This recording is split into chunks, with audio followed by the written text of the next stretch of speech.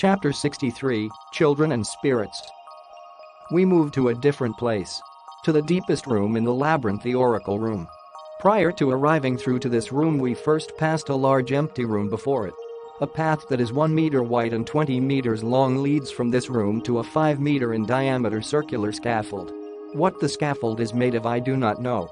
It looks as if it's spreading through the room. Okay? Step on top of that floor and call out to a spirit. What should we say? Whatever you like, really. Help me. Or, let's play. An interested spirit will definitely appear before you. Will they really come? They will. Sensei, they will, right? Will they? The children look at me with a worried face. Well, I think it will be fine. If no spirits show, I'll make them appear. Hey, you. You're making a scary face. No problem, no problem. Hey, brats. Don't worry. It'll work out. If they don't show up, all I need to do is call them out myself. While I wouldn't mind spirits capable of thinking to appear, we could talk to them. In that case, I would prefer non-sentient ones. That is, in that case they could obey me without hesitation. Since I'm coming along. Well, I guess that's fine. Doesn't matter to me how many people go, but it is narrow. So, since you're coming, it's probably best to bring one child at a time. HMPH. It's probably also a good idea to summon a spirit for each one of them. Why? There might be some grown-up negotiations involved. But anything goes, as long as we can avoid negotiating with our fists, alright. One person at a time will go. Who's first? Then, we decided the order. First will be the eldest Gale. Then Alice. Followed by Kenya and Ryota. And concluded with Chloe. They did quarrel about it, but in the end, we're satisfied with this order. Let's get this over with. A tranquil room. Without a sound to be heard, enveloped by a dim light. Only our footsteps reverberated throughout it. Sensei, if anything happens to me, please take care of them. Don't be so formal. He's too tense. Without a word, I rubbed his head. We have reached the circular room. It's designed with an optical illusion that makes you feel as if you are falling. But magic perception clearly sees a scaffold in there. Transparent glass? Acrylic fibers or something? I step onto it, while a little surprised. But Gale is trembling in fear. Don't worry, there's a platform here. If anything happens, I'll save you. I said, having long resolved myself. Timidly and carefully, he proceeds into the center. Okay, there's fine. I'm looking forward to the phrase you choose. Ramrus told him. And after she tapped his head, he closed his eyes and began to pray. Kneeling, as if praying to the gods. I crossed my arms while observing this. After some time has passed, drops of light began to fall from the sky. Like snow. And, before us on the altar, a single person, no, a single spirit appeared. Gale noticed this and continued to pray. Good job. It's a success. A non-sentient mass of natural energy. Appearing like a mass of magical energy, but a mere counterfeit. Will it be able to acquire an ego? Like Valdora's cave, this place is filled with natural energy. If it's not self-aware, it will probably disperse, then come together again, to give birth to a new spirit. Then, without any hesitation, I eat the spirit. Gale, continue praying. What was that? What have you done? Ramrus, shut up for a second. I've got a plan. Calmly, I call forth Great Sage. After reading my intentions, it began the calculation. And after completing them, it began transforming the spirit. Janensment. Transformation of the spirit using Great Sage has been completed. The contents are now mostly of Earth attribute abilities. Furthermore, after analyzing Flame Giant Ifrit, a pseudo-human personality has been created. Corrective ability from the unique skill Great Sage has been added. Will you bestow this power on Gale Gibson? Yes, no. Okay, I place my hand on Gale's head, select yes, and grant him the power. Through this, the contract with the spirit will be completed within a single moment. After analyzing Gale's condition, I confirmed that the rampaging magical energy was now at peace. Of course, his aggregate energy is still far higher than that of normal children. That is the result of spiritual energy and magical energy offsetting each other. Now, as he continues to grow, he will probably be able to acquire many abilities. Surgery was successful. I thought in my mind and shook hands with the Great Sage, mentally, of course. I mean, I haven't ever seen what it looks like and have no idea if it even has a form. Yup, all done. Good job. I say to Gale. Doesn't look like he was in pain or anything. He just quickly looked up at me. I gave a big nod. You're okay now. The collapse has stopped, I guarantee it. With a face full of tears, Sensei, thank you very much. He bowed. While hiding my embarrassment, I patted his head, and so we rejoined the other kids. Everyone was very happy to find out that we had succeeded. But we have just begun. It's meaningless unless everyone is saved. Steel yourselves. We'll celebrate when everyone is saved. They were reminded by my words and nodded. Let's move on to the second one. Next was Alice. She said that she was scared walking down the path, so I carried her instead. Chloe and Alice seemed to bickering about something before, but it's probably just children's dispute. Without a care in the world, I picked Alice up and proceeded towards the room. I hope things go just as good this time.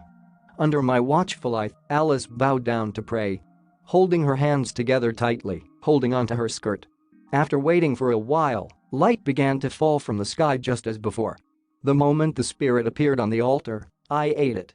Ramrus looked as if she had something to say, but I completely ignored her. I've gotten used to this the second time around. Announcement. Transformation of the spirit using Great Sage has been completed.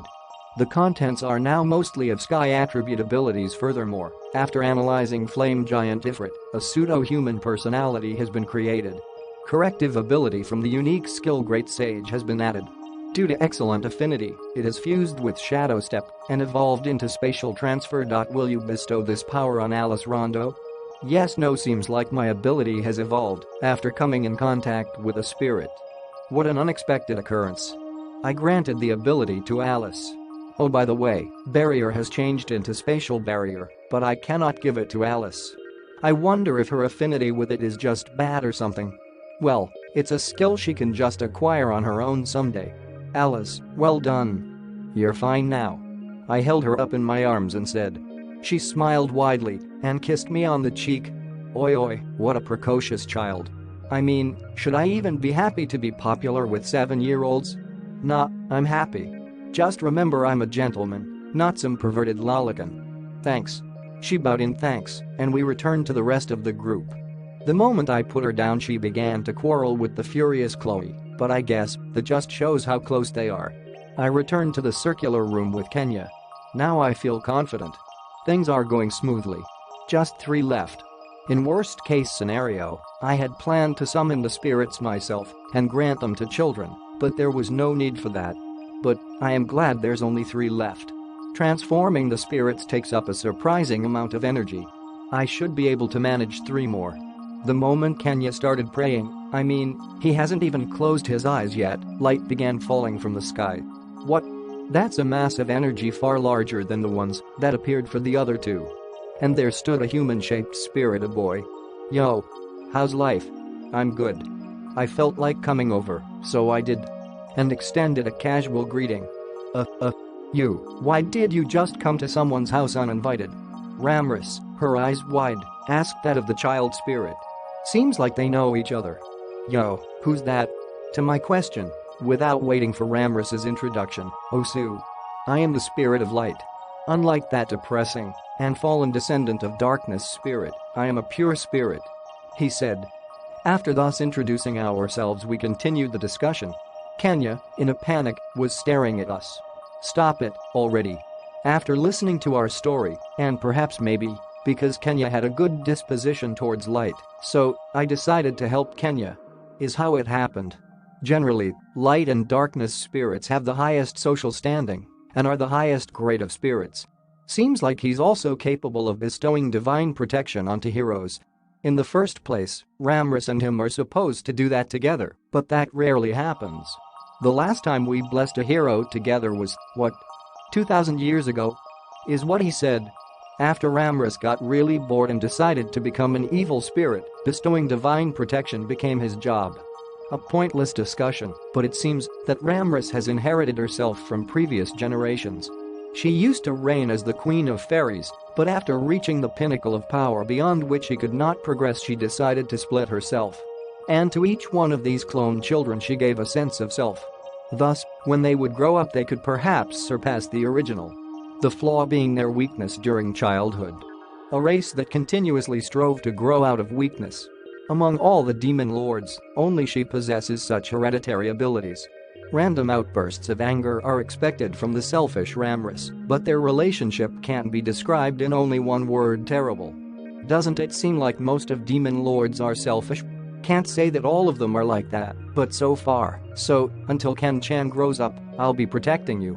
Maybe, Ken-chan, you can even become a hero. Saying so, and without waiting for permission, he entered Kenya.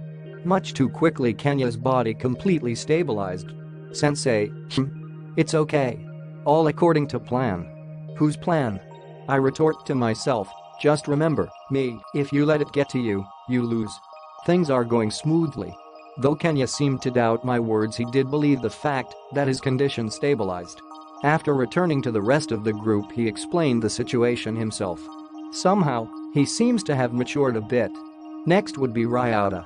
What spirit would the weak-willed Ryota summon? It'd be bad if he doesn't appear, I worry.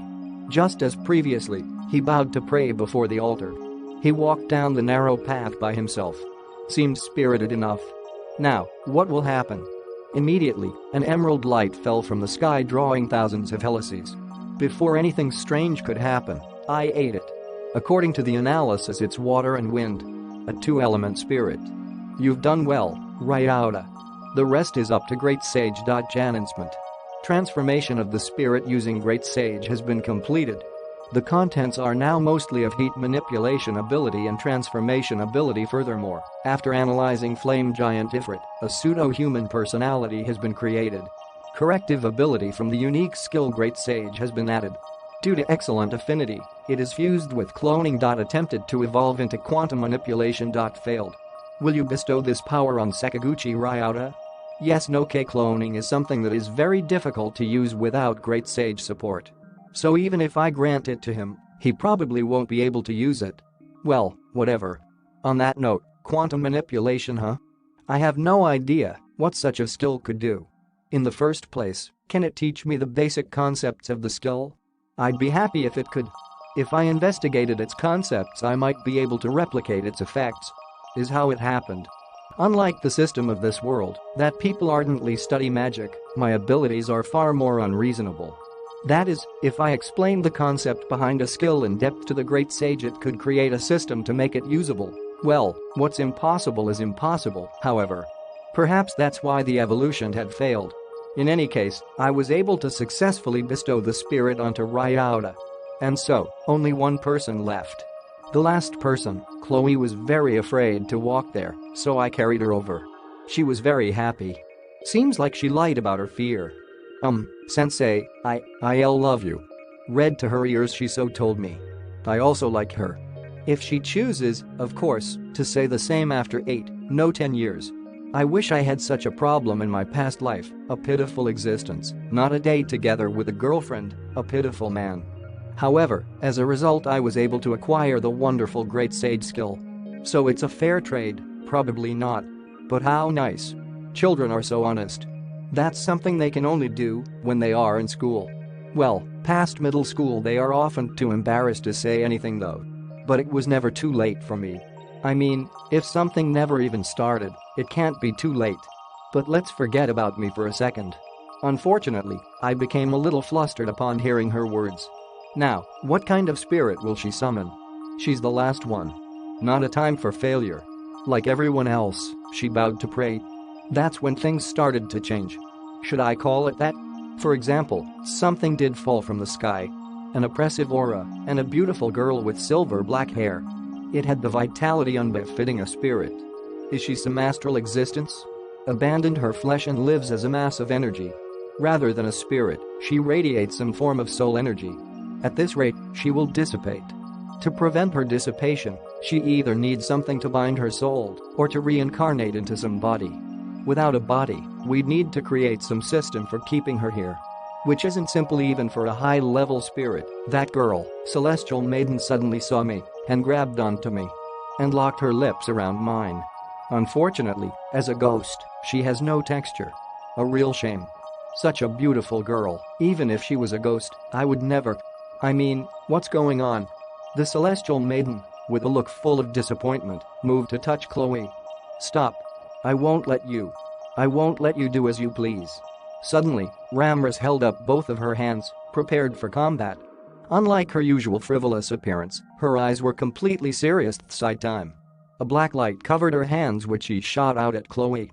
I jumped in front of Chloe to protect her, and it absorbed into my body.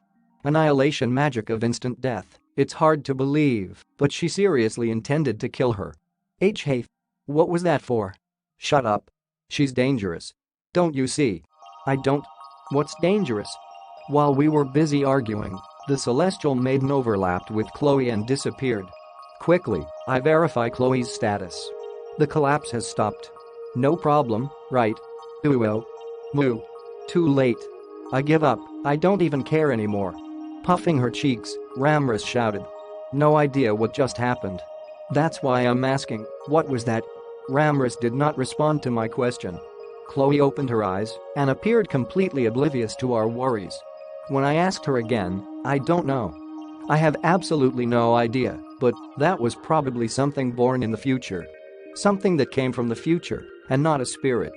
Did she possess that girl to give birth to herself? I don't know. But that was something truly powerful.